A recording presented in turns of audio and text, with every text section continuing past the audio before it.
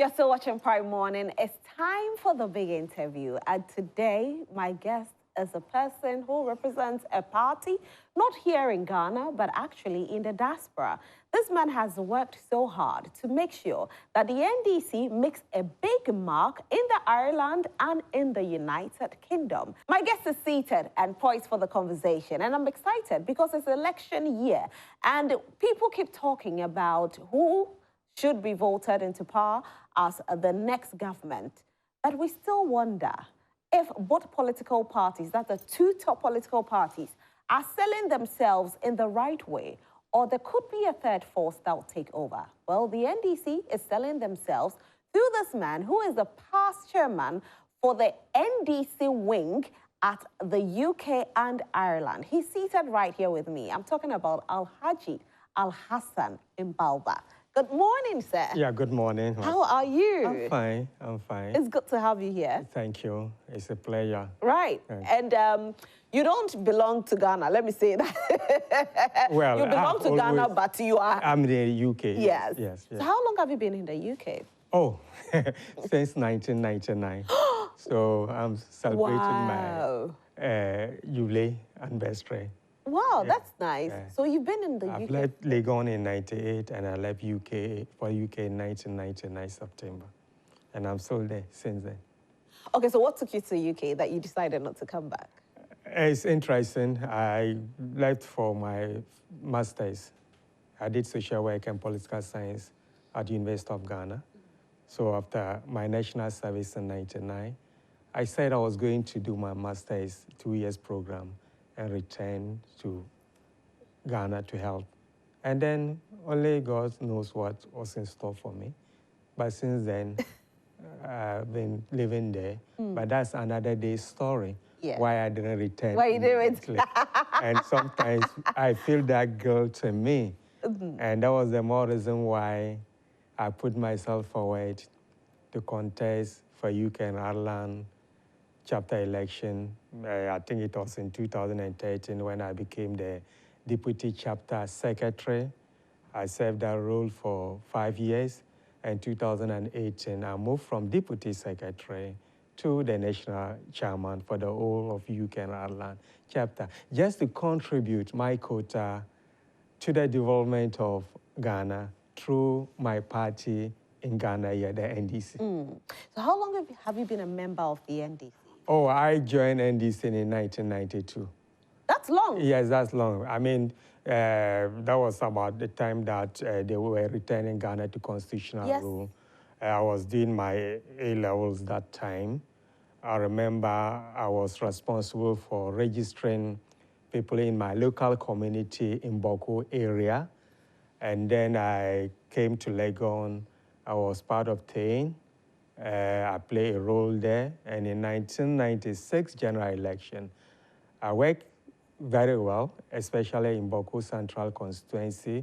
I was more or less the campaign manager for then parliamentary candidate Honorable Azia Fati Seido, who later on became the deputy Upper East Regional Minister. So that is me, briefly, politically. But there were at that point, you know, a lot of political parties. There was a CPP, there was a PNC, there was, of course, the NPP, but you decided to join the NDC. Why? That's a good question, my sister. As a student of politics, because I studied government politics at Legon, when we are about to return Ghana to constitutional rule, the early 90s, I mean, traditionally, I subscribed to the Nkrumahism, or the socialist side of the political divide. But when we were in 1992, we realized that, look, the Nkrumahs were not formidable force. Why were they not formidable force? Because the man who propounded Nkrumahism, Dr. Nkrumah of blessed memory, made it clear Nkrumahism is a dynamic concept. So the CPP gurus, majority of them happened to be part of the NDC at the early stages. So I sat down and I weighed the two major political traditions, and I opted for The NDC? The NDC, because that is the main socialist party or if you want to put it, the left side of the political divide in Ghana. So I ended up. And moreover, late President Rawlings really demonstrated that he's a socialist. I attended Navrongo Secondary School. I remember O-level to, we used to go to school with lanterns and kerosene because we didn't have the national grid. So if you didn't have money to buy kerosene, and there's no lights, which the lights normally goes off after 9 p.m. And some of us, we believe in reading in the night. That means you couldn't have, yeah. Around when we were about to write our A-levels, that was even before the return to constitutional rule, President Rawlings extended the national grade to the part of the north, including Navrongo. So some of us said, look, this is a man who is trying to open up, make everything accessible, create equal opportunities for every Ghanaian, regardless of where you are living. So that was another determining factor that made some of us to join NDC that time. Right. Now, you know, Osajifo Dr. Kwame Nkrumah also gave free education to the people of the North. So he also had an upper hand there. So you could have joined his party. Look, like I said, Nkrumah made it clear that Nkrumahism is a dynamic concept. Right. So that was the reason. Yes. So if people who are pragmatic, progressive Nkrumahs happen to find themselves in the NDC, PNDC, in the then who are you not to join? So I said, look, let's join. But of course, some of us reading what transpired between June 4th, were a bit not happy. But at the end of the day, that is history. We need to move forward. And thank God on June 4th? Pardon? You're not happy about what happened on June 4th? Well, there were excesses. It was something that we shouldn't celebrate. People say we celebrate June 4th. We don't celebrate June 4th. For me, it's always for us to a sober reflection of the events so that as a country, we move forward. We don't repeat the mistakes of the past. Tomorrow is June 4th. When in London, if I always issue statement or sometimes take part in speeches, just to let us reflect the events. Because whatever that led to June 4th, it one revolution. Today, under President Akufo-Addo Bawumia government, we are seeing 10 times whatever transpired. The only thing holding us back, nobody is interested in any unconstitutional means of effecting the change of government. Because for me, I always say 31st December is the mother of all coups in Ghana. It has sealed all the coups. It has given us the most longest attempt to deepen democratic role in Ghana. Whether we like it or not, that is one of the greatest achievements of President Rawlings. 31st December. 31st December, that gave birth to the current constitutional dispensation. That means the Fourth Republic. Our attempt to introduce constitutional rule under President Nkrumah didn't last long. That was the First Republic. We came to Buzia, which was just less than 2 years. Dr. Liman's time, Third Republic, that was the same thing. Less than a year. Ask yourself, since 92, we are still counting.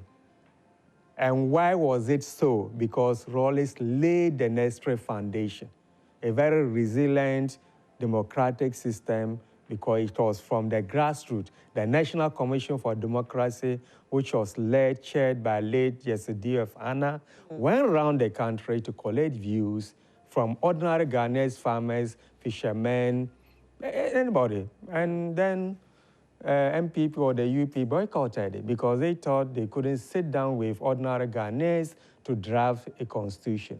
But because it came from the ordinary people, their input were incorporated into the 1992 constitution. No wonder it has been the longest constitution in our country's history. We are still counting since 92. We don't expect it to be disrupted. So if I say June 4th should be commemorated, so that we learn lessons. After going through all that, we ended up by electing Akufo-Addo and Bawumia. And for me, they're even worse than the dictators that we have experienced in this country. We'll talk about that, but talking about June 4th, did you lose a loved one? Yes. You did? Yes, yes. So my auntie's husband.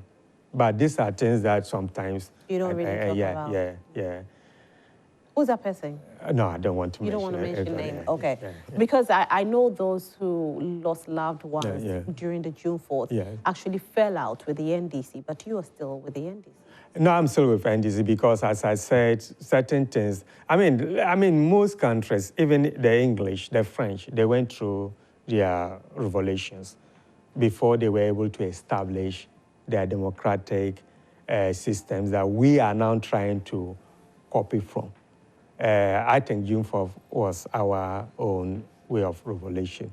Yes, there were excesses, and that's why Rawlings But it should never happen again, right? Always say there were excesses, things that were beyond his control. It was popular uprising. He was just the head. You understand? So you think that it should never happen again? Never happen again. Definitely not. We shouldn't subject our country to that kind of experience again. Never. Right. But if we don't learn about our history, how can we move forward? Yeah. So to just erase it from our political history, I think that would be unfair to generations yet to be born. So we need to continue to commemorate it, reflect. So if you look at it, even when Rawlings was... Not to celebrate. And when Rawlings was there, for me, it was always a sober reflection of the events of that day. It wasn't in a celebrative mood. No, not at all. Right. Yeah. Now let's talk about, the election. I know you wanted to talk about it and I cut you, so I'll go back into it again. You said, yes, we elected, the president, the current president, that's Nana Addo Dankwa Akufo-Addo, who is, our current president.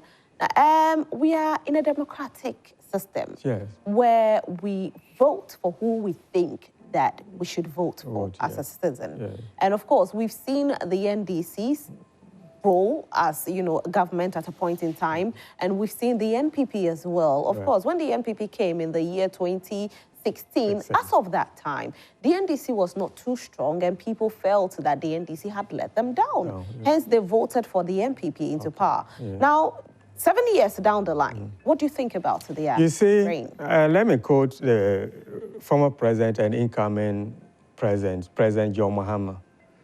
As a part of his recent tour, and I think that was in Northeast, he made a comment that President Akufo-Addo Bawumia-led government is the worst scam that has ever happened to Ghana. I'll explain why. Look, in 2000 election, we were subjected to an unconventional way of politicking. The lies, the hasty, the utopian policies. One this, one that. One dump, one village. One factory, one district. One ambulance, one constituency. And Ghanaians bought into that. Akufo-Addo packaged himself as human rights lawyer, champion of rule of law, democracy. We bought into that. Vice President Bawumia packaged himself as what? Economic guru, who has solutions to all our economic problems.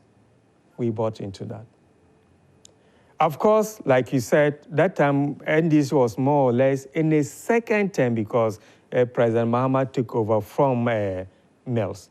So Ghanaians were saying, okay, yes, let's try, and as you said, but President Akufo-Addo himself was saying, try me. He was begging. He was too emotional. He blackmailed Ghanaians. You think it was a blackmail? It was a blackmail. We are not seeing whatever they promised. And then they voted. After what happened on the election day, the rigging, which now is even coming from their own people. Doyen made it clear what he did in Volta region to help them, and they knew about it. They never arrested him, but because he's now with Alhaj, they are going after him. So these are things that were not even in the open. So what I'm saying, it was a scam, something they packaged, and sold to Ghanaians, and we voted for them. They didn't make any attempt to implement even their policies. I remember after 6 months into the administration, this issue, one village, one dam, came up, and the excuse was that the rains were washing some dams away. What kind of dams are you building and rains were washing them away? In the first place, it's not every land. The topography of every land is not suitable for dams. There wasn't any feasibility studies, but they were going around singing one dam, one village. Even which sold, though? Which sold. And then now they were not able to implement it. But in 2020, COVID saved them. The COVID money they received from the World Bank, the international community, to mitigate the effects of COVID on the Ghanaian citizens, they directly use it for their political campaign. Well, from what they're saying, there's not been any proper proof. Of course, when the report was sent to the president to probe into it, he is still probing into it, and so we don't have... He is still probing into it. So okay. As of now, there hasn't been any final say on that. We are not going to have a final say because this is a president who has turned himself into a clearing officer.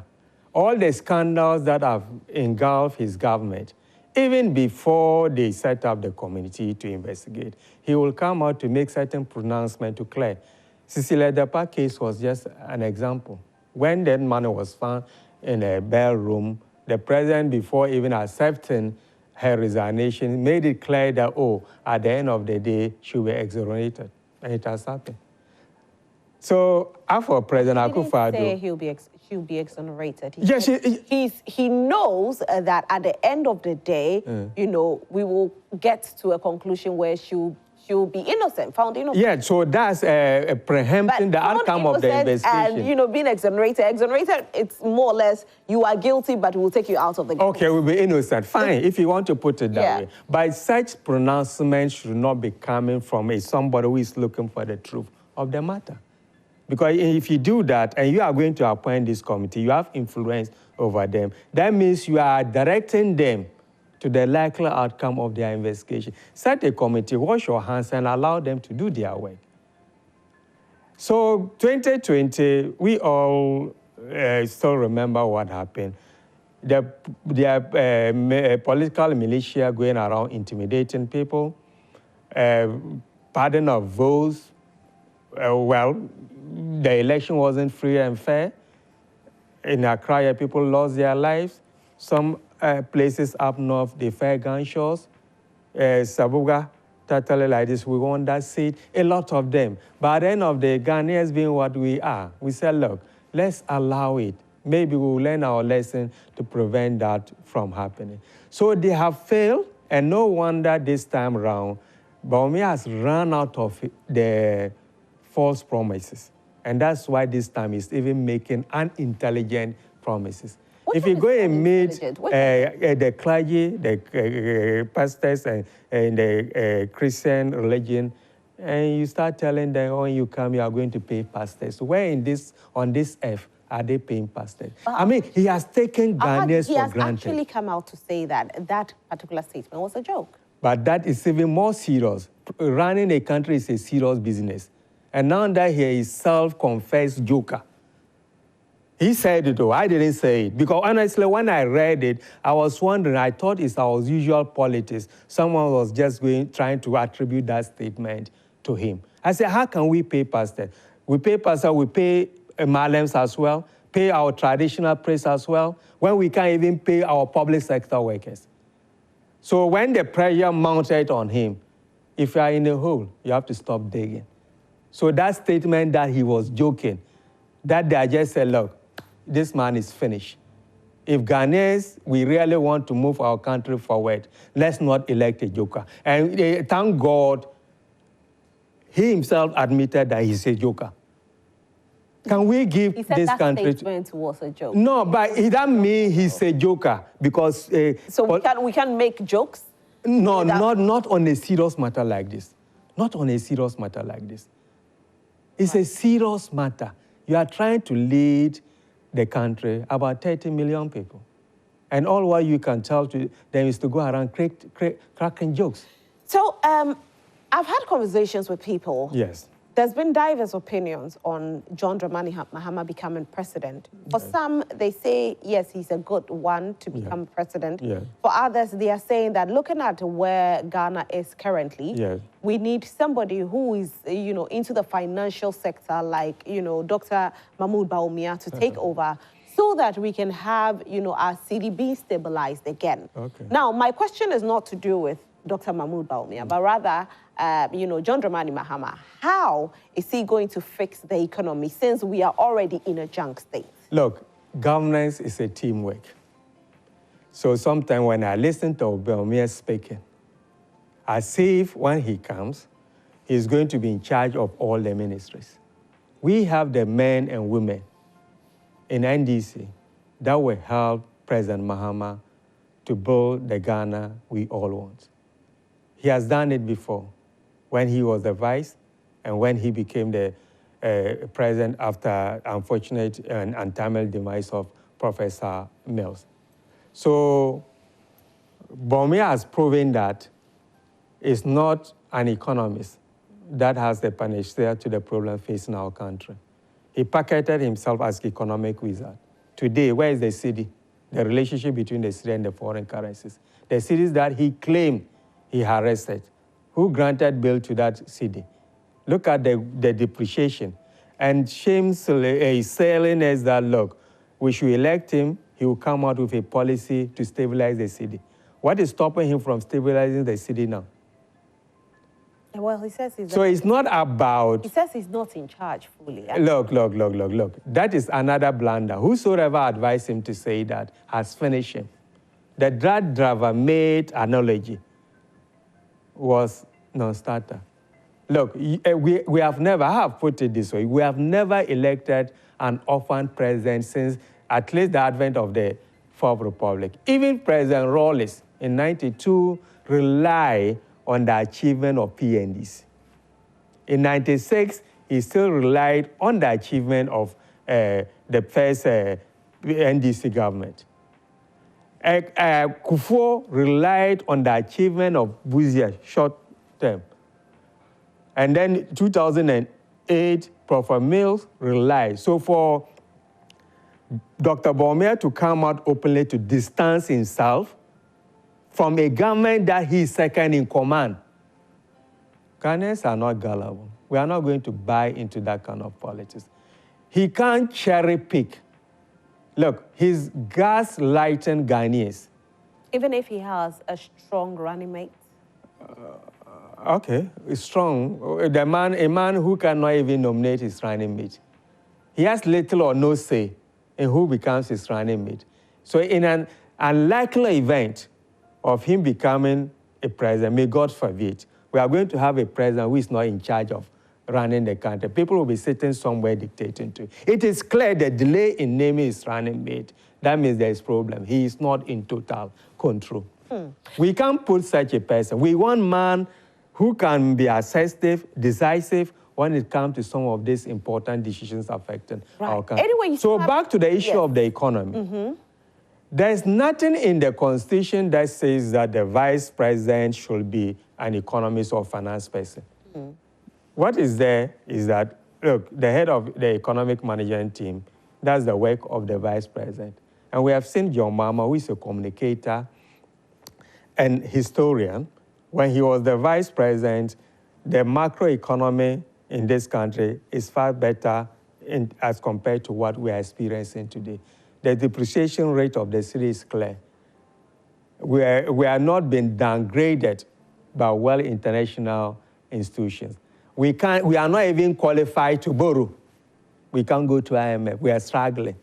For the international world market, it's a difficult thing. Yet, we have someone who rose on the economic credential to become running mate, and yet our economy. And no wonder he abandoned the economy, is now seeking refuge in digitalization.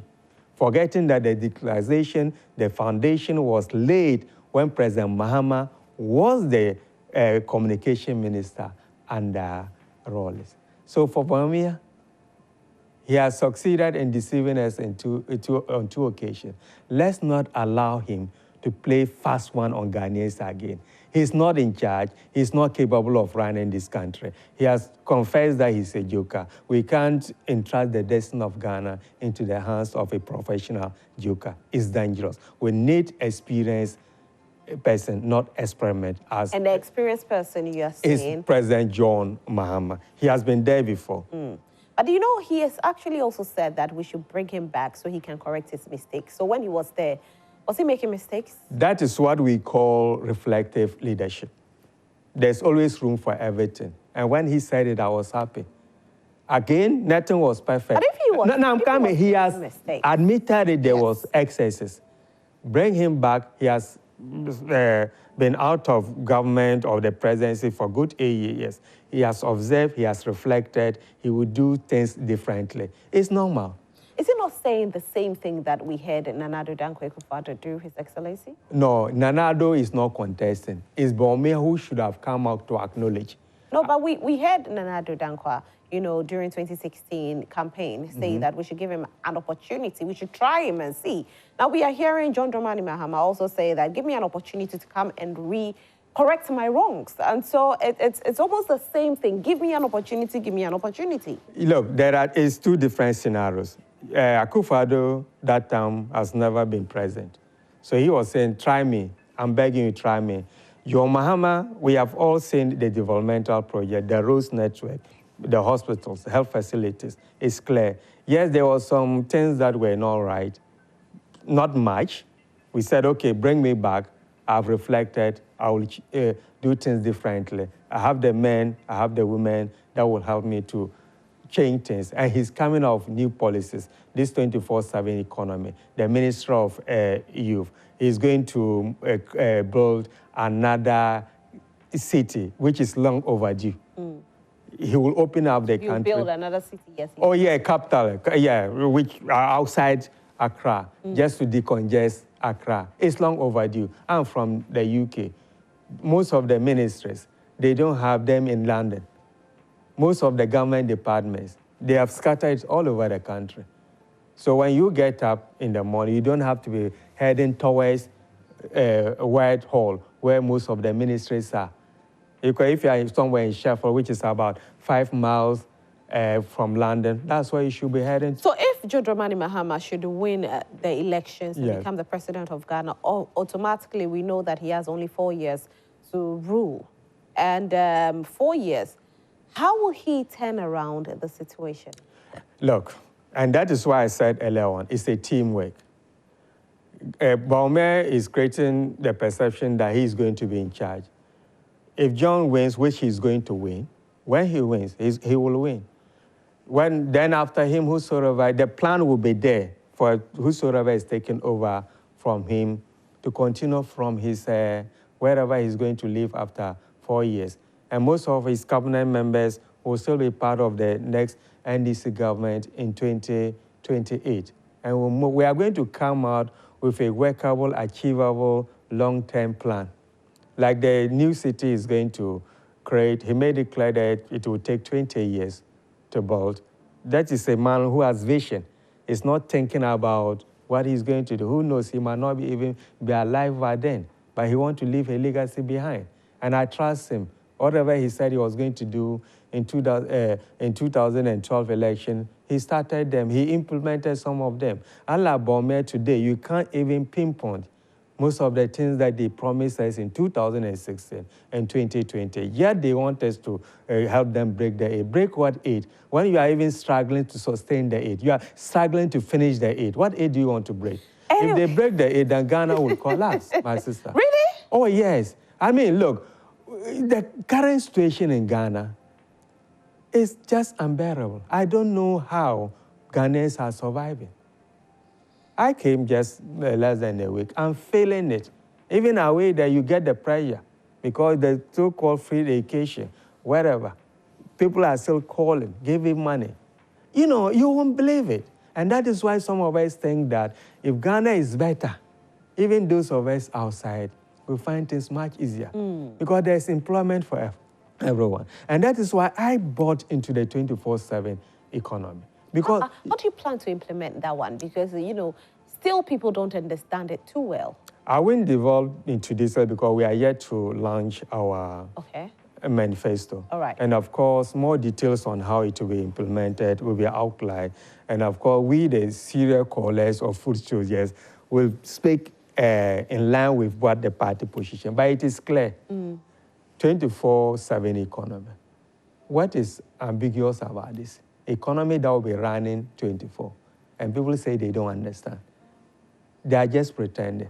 The details of it, I'm sure, will be outlined. In UK, the economy runs 24/7. Don't you think? The recent mayor election in London, the Conservative candidate, Susan Hall, it was one of her policies. Although there is 24/7, but she was emphasizing when she is elected, she's even going to make it more feasible. Okay. What was she talking about? To make sure that the trains run 24/7, which is already running. Some major underground lines used to stop running after 12 midnight. Yeah. Now some of them are running 24. So the 9 clubs, whatever. So the shops is 24/7. In UK, you work what they call unsocial hours. You get at least 50% on top of your wages. Monday to Friday, 9 to 5, okay, is the normal hours. Those who go to work weekends, like the nurses, the care assistants, work after 12, they get some extra. Yeah. How are they doing it? They get tax incentives to pass it on to these workers, to motivate them to do it. And this will happen in Ghana? As I said, I will wait till we launch the manifesto, and some of us will fall in line. It's a broad manifesto policy, but of course, technical team will be put together to operationalize it. Even if it's passed as a law, whatever, there's going to be a team to implement it. So if Ghanaians are saying it's not workable, it is a game changer. It will create jobs for people. And for government departments, people are struggling to get passports. Why can't we make it 24/7? Customs service, immigration, they can work. Our police will increase because one expert said we may have to increase the number of police officers. That will create more jobs in the police service, and the economy is running 24/7. There's going to be a multiplier effect on every aspect of the economy. So the economy will open up. Let's buy into this idea. I don't see why people are saying it's not workable, or some saying it's already there. It's not there because the infrastructure is not there. Dumso, if there is Dumso, how can you run the economy? You're saying you fix it, you fix everything. But we fixed it before they came and brought it back to where we are. This debate has been ongoing for a while now. Whoever fixed the Dumso? Yeah, it was better under. And that is the problem, the difference between NDC and PP. We acknowledge it was a problem. We resolved it. They came up to now, they are still pretending.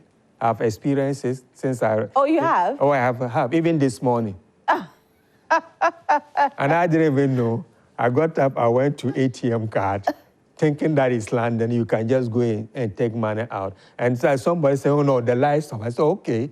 Then I realized... Light off doesn't allow you to withdraw money? Because the machine wasn't working. I didn't even know. Oh, wow. The machine wasn't working. So I said, okay, how can we run an economy this way?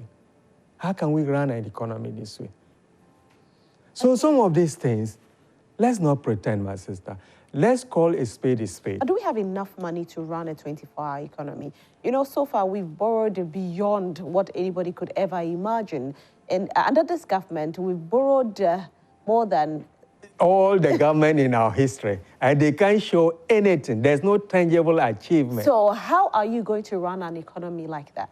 Look, we are not getting it clear, but at least I'll try and explain. We are not going to invest money to run it. It's to provide the necessary infrastructure and incentives.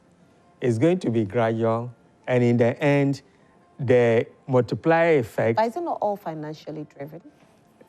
In what way? So if you are providing these incentives, obviously, you need some money to provide the incentives. Yes. The waste in the system, and with President Mama has already given a hint, he's going to cut his ministers, 60. Okay. In the history of our country. Dr. Bawumia is also saying he's cutting. No, that's copy. Copy no good. You remember when we were primary school? They never thought about it. Because he just dreamed. Because John said it, the following day he also started singing. But he's in charge. What is stopping him from telling his boss to do it now? Today, if he decides to say, I'm getting rid of the ministers, he was even forcing Parliament to approve his recent nominees. They are playing lip service to that. They are not serious. They are not in opposition. We don't need promises from them. We want them to do it. So that is the difference. And John is serious about it. He's going to cut the number of ministers. So they will call. He made it clear, government officers or appointees will stop getting free fuel. And so, why should I be receiving fuel for things that I'm getting salary for? What about the ordinary man who is struggling to go to work? So the savings that he's going to make from cutting the number of ministers would help in the short term to let the 24/7 kick off.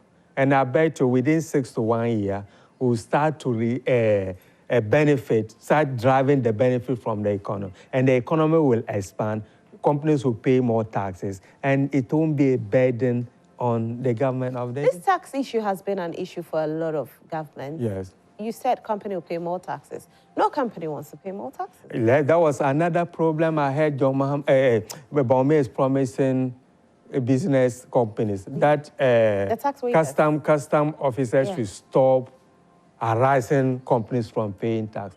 That's reckless promise. And then he also said he's going to introduce flat rate at the port. At the port. And I thought if he's talking about declaration, then why is it that it's going to be difficult? If you really want to exempt people or give tax incentive to companies to encourage them to pay taxes or expand, you know what to do. Pass it through the necessary channel, go to Parliament, get the approval, do it. But you can't go on your political campaign and start making such promises. Yes, people, we must make it possible. You don't say they shouldn't pay. What normal happen, which is okay in the UK, you set up company, sometimes they give you some allowances for your company to build up before you can pay the tax. And the interim, when you are going to pay it or delay in paying, then when you are about to pay, you pay some interest. That's what they do. The VAT system that they have the flat rate, they do it there. So that if you pay the flat rate, it saves you from the administration. But what we have in Ghana is tax evasion and not avoidance. And unfortunately, our vice president, who is the economic guru in code, is encouraging tax evasion. Where are you going to get the money? And you have borrowed more than other governments in our history. Desperation is making him not to think straight again, honestly speaking, because he thought he was going to come out with his utopian politics again, and Ghanaians will buy into it. But this time around, it's not like that. People are questioning him. And that was why when he went to, was it Brown or Forage, when that a young lady asked him about the allowances for the nursery, and it was all over the place. And he came out to even well, they have actually paid He hasn't paid them. Our family's working. They haven't received anything. Really? That is we saw a video of no. It's a fraction of whatever the government is supposed to pay. Some have even finished their courses without even receiving 1 month allowance. So look, this is serious.